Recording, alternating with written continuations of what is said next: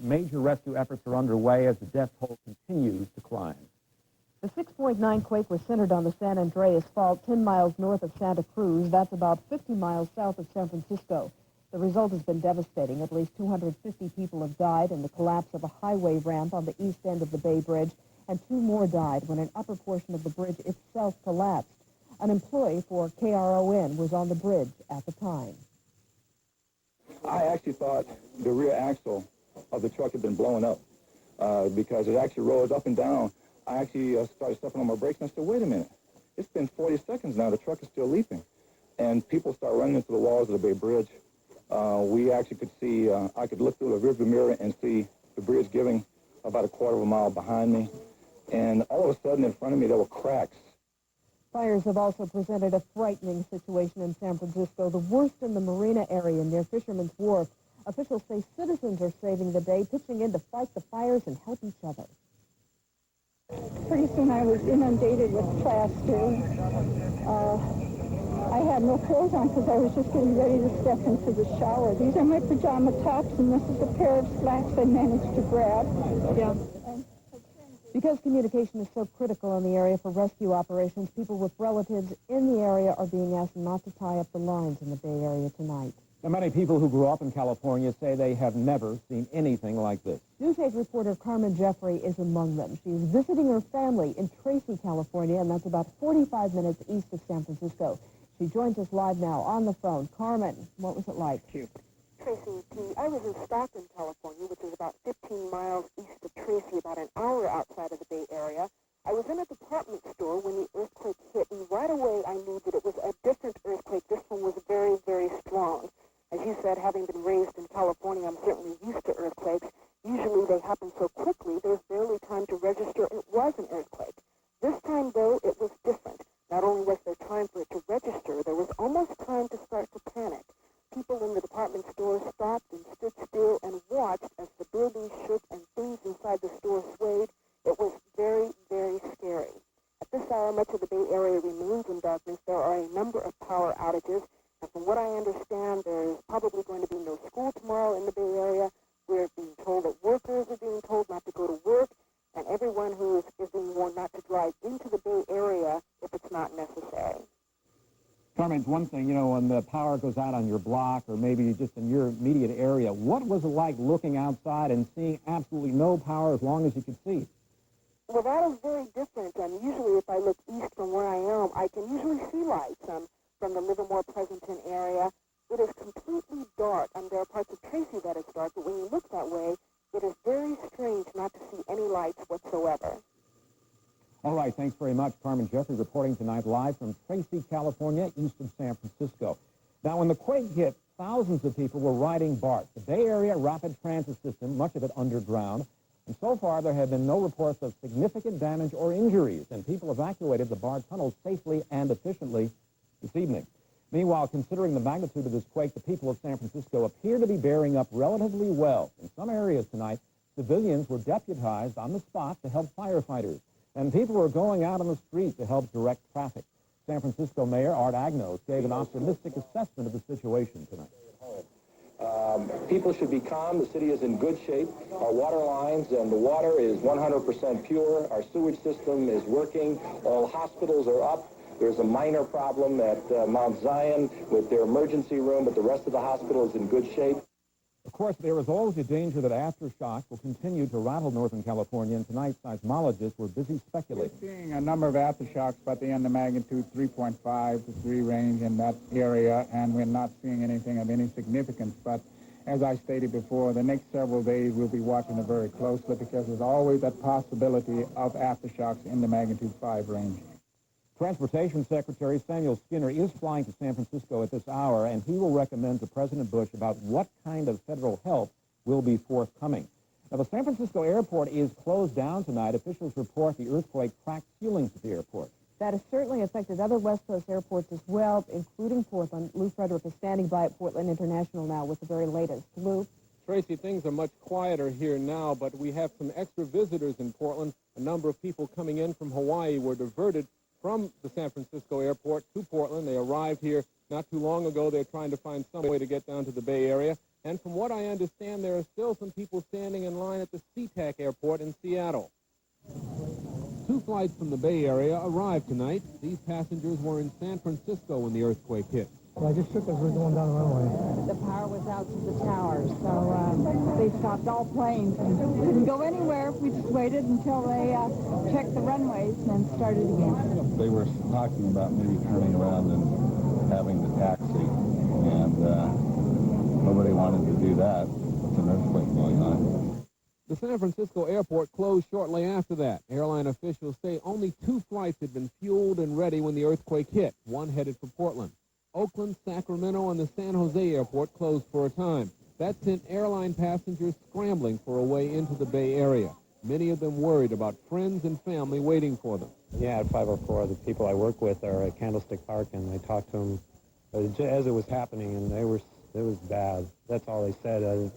Everything fell down, and then right after that, I talked to my girlfriend, and she got banged against the wall. She couldn't get out of the house because everything was shaking so bad. We live down in San Jose, down south, and it's bad. Canceled and delayed flights were the rule. Only 2 flights left Portland tonight for the Bay Area. Both had been delayed for at least an hour, both headed for the Oakland airport. Reports now coming in indicate that the San Jose and the Oakland airports are allowing flights to land, but no planes are leaving. In San Francisco, one of the reasons the other flights did not leave is not only because of the damage that you saw earlier. And the San Francisco airport apparently has underground fueling system, and officials want to make sure that there are no leaks in the pipes in that system before they start to fill any planes with jet fuel. That will obviously not happen until tomorrow morning. Pete, Tracy? All right, thank you, Lou. The transportation problems caused by that earthquake extend far outside of the Bay Area tonight. Well, we know that many of you are waiting tonight to hear if family and friends in the Bay Area are safe. News 8's Don Reese spent part of this evening with one Portland family as they waited for a very important phone call.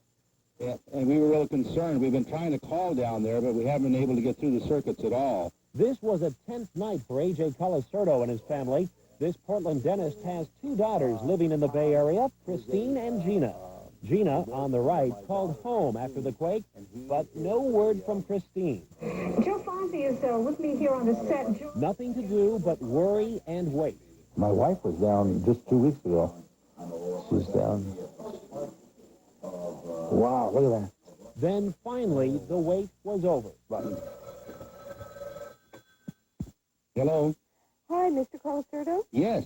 Hi, this is Melissa Scanlon. Yes, Melissa. I just managed to get through to Christine. Oh, you did? Well, Christine wanted me to call you and Okay. let you know that she got home okay and that everybody's fine. Okay. Gee, that's really nice. Colasurdo still hasn't talked directly with both daughters and might not be able to for a few days. But at least now he knows they're both okay. Don Reese, News 8. Also, Portland area emergency forces are kicking into high gear tonight to help out California earthquake victims. Tonight, the Oregon Red Cross is rushing more than 100 units of blood to needed areas, but they say more is needed, and tonight they're appealing for more blood donors. And also tonight, the Air Force is pitching in to take emergency medical supplies to the Bay Area. An Air Force reserve plane left for San Francisco, carrying 14 paramedics and 2 doctors. They're being transported by the 939th Aerospace Reserve and Rescue Group. And Pete, late word that the Salvation Army will also be sending down some emergency crews and help tonight. Great. Well, obviously, the quake was felt by a lot of Bay Area residents, including those waiting to see the World Series at Candlestick Park. Yeah, it canceled game number 3 of the World Series, and Eric Johnson joins us in the newsroom now to tell us what's next. Eric? Well, Pete and Tracy, perhaps one of the most bizarre aspects of the earthquake is the fact that the focus of the entire nation was right on the Bay Area as it happened. Millions of televisions around the country were tuned in live as Tim McCarver and Al Michaels of ABC were doing their pregame show from Candlestick Park. Forward to the bottom of the 4th inning. Dave Parker, barely by inches, just misses a home run. Candy Maldonado with the hesitation, allowing Jose Canseco to score, and he fails to get Dave Parker at second base, so the Oakland A's take. I'll tell you what, we're having. Well, at that point, Candlestick Park became a very confusing place. The players left the field completely forgetting about the World Series and instead looking for their families. Fans were in a state of shock, but the stadium withstood the quake despite several cracks that ran up and down the concrete aisles and despite a section of the upper stands that's separated by about 6 inches. And that's Rick Russell walking off the field with his wife and parents. The stadium was evacuated in a very orderly fashion after things calmed down. The folks in the Bay Area know how to act in a situation like this one, but that doesn't mean there weren't a lot of frightened people when the earthquake hit. My son, 5 rows from me, and looked up at the top of the stadium. That is the overhang, the concrete overhang, and I could see the section separating and rocking back and forth like this. What were people doing? How were they reacting? Everyone just all of a sudden was silent. Well, as for the World Series itself, Baseball Commissioner Fay Vincent says he will not make a decision about the next game until sometime tomorrow, if then. The condition of Candlestick Park will be examined by architects, as will that of the Oakland Alameda Coliseum. Vincent did say that they are hoping to play at Candlestick, but I think he said that before knowing the full extent of the earthquake. Right now, I certainly don't see how they could get Game 3 in tomorrow or in the next few days, for that matter. Pete and Tracy? And it looks like moving the game might be a possibility. Could be a possibility. We'll talk about that later in the show. All right. Thank you, Eric, for that report. Well, the effects of today's Bay Area quake are having an impact on tomorrow's scheduled launch of the Space Shuttle Atlantis. The quake shook an Air Force tracking station in Sunnyvale, California, considered crucial to the space mission. The Atlantis liftoff was delayed today, not by technical problems or protests, but by bad weather. Rain moved into an area about 20 miles from the launch site in an area that would serve as an emergency landing area.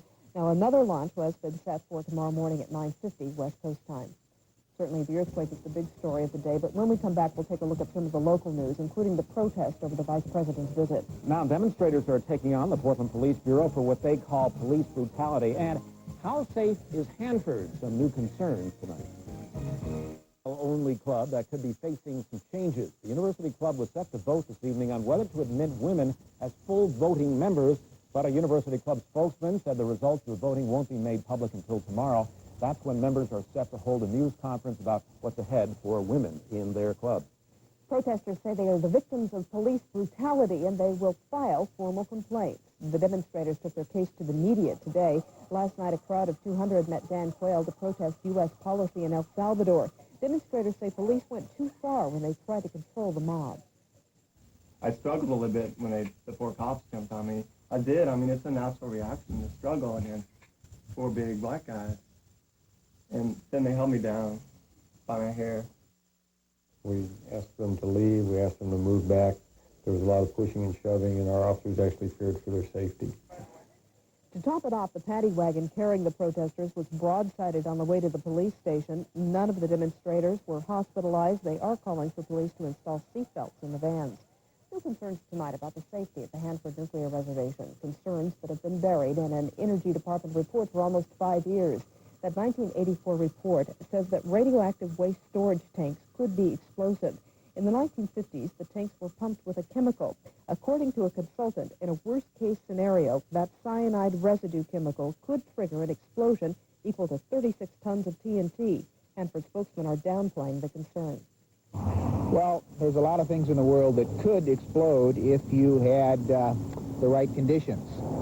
The flour you've got in your kitchen could explode, but I'm not, I'm emptying all the flour out of the kitchen.